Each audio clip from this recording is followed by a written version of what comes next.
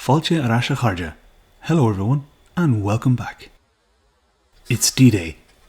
All the work over the previous months has given us a practically brand new old engine, but with very little time left to get it fitted.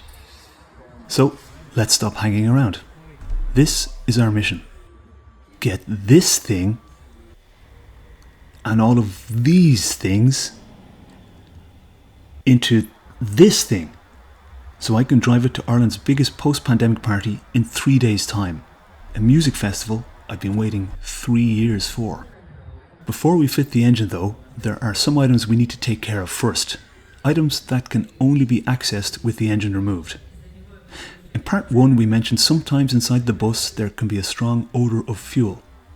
The culprit is the fuel tank breather system, specifically these soft fuel hose joints that deteriorate over time and leak vapours from the fuel tank.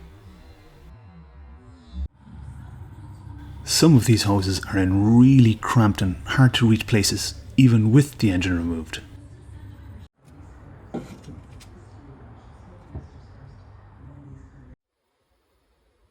We can see here it was high time these were changed. Decades of fuel vapour has thoroughly dissolved these from the inside out. Fitting these new hoses with modern hose clamps will ensure good air quality. It's well worth the finger yoga required to change even the most difficult to reach items.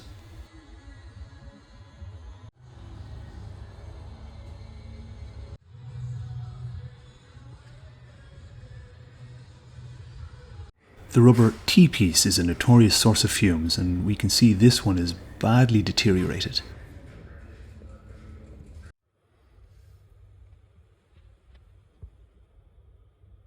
Luckily though, this van's model year has a handy access hatch over the engine compartment. Having a bench is nice when working with little fiddly bits. Previously, I resprayed the firewall with the correct shade of dove grey. I had just enough left after respraying the engine parts. I love it when nothing gets wasted on a project. With the firewall fitted, there is now nothing to stand in our way of fitting this engine. There are no more surprises. Wait a minute, let's take a look at that flexible brake line there. Is that a massive hernia? For feck's sake. Better get that changed.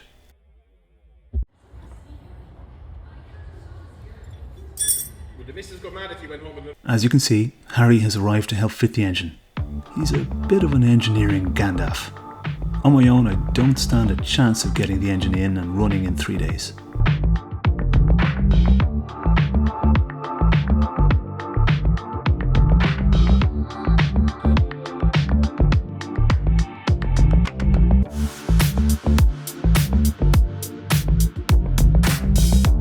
This is real life and genuinely unscripted.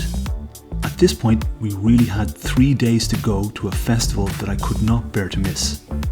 All me besties were going. This van was my ticket. I couldn't go without it.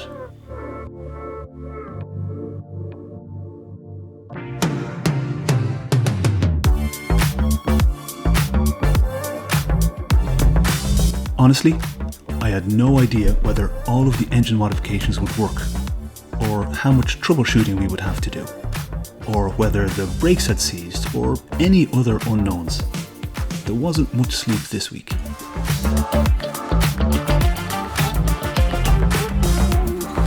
Just like in part 1, the trick here is to elevate the engine and slide it onto the gearbox main shaft without doing damage. The main obstacle we encountered was the oil filler neck that would not clear the van bodywork. This caused much swearing until Harry had the idea to put another jack in front of the engine to pitch it up and give just enough space to get the engine into place, with millimetres to spare.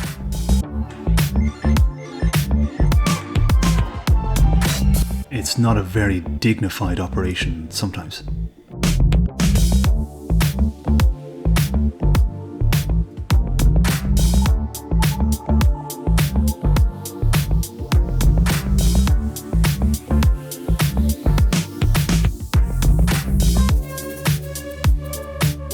And the Eagle has landed.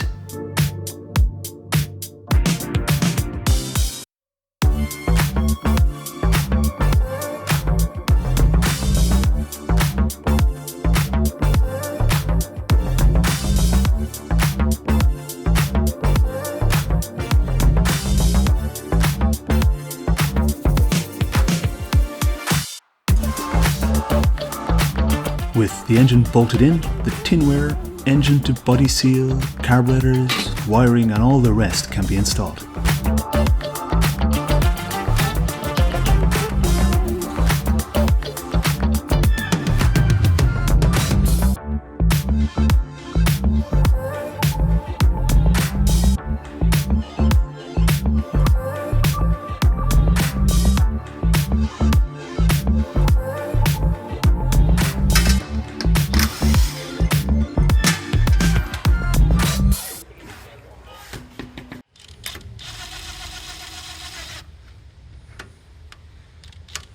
That also includes the newly powder-coated wheels and bumpers from Part 1.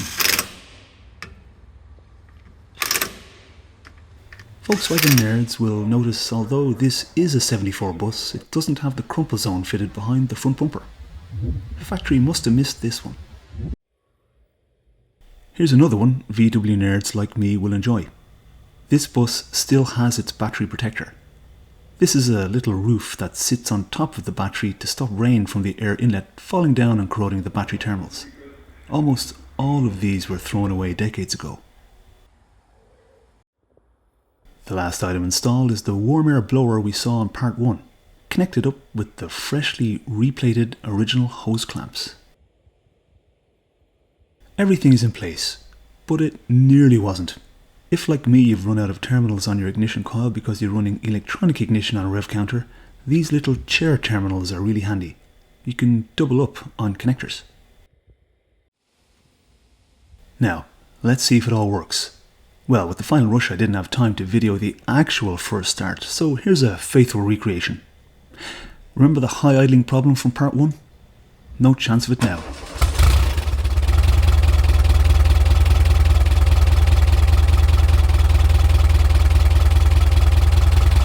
Now that's how a Type 4 engine should sound. Mellow, relaxed, and unhurried. At 875 RPM, plus or minus 75.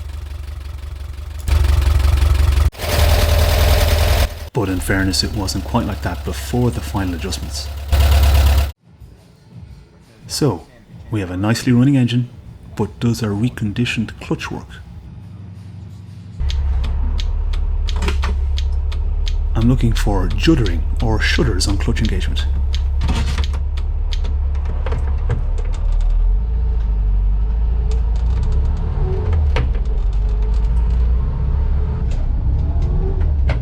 All good here.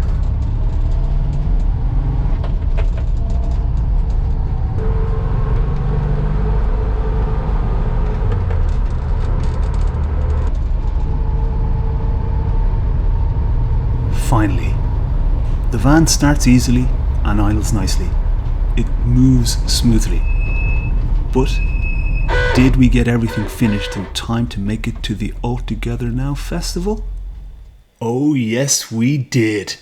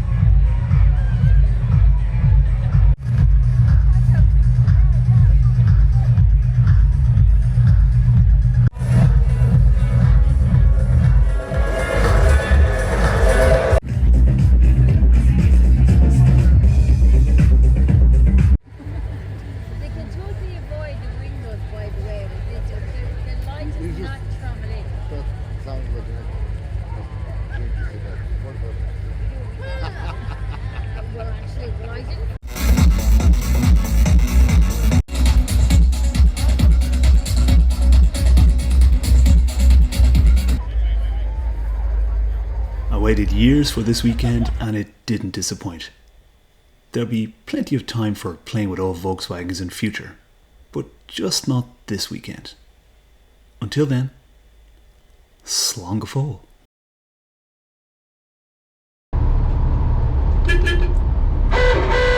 You meet the nicest people in a Volkswagen. And if you'd like to help me make these videos, please subscribe to Tech Shabin.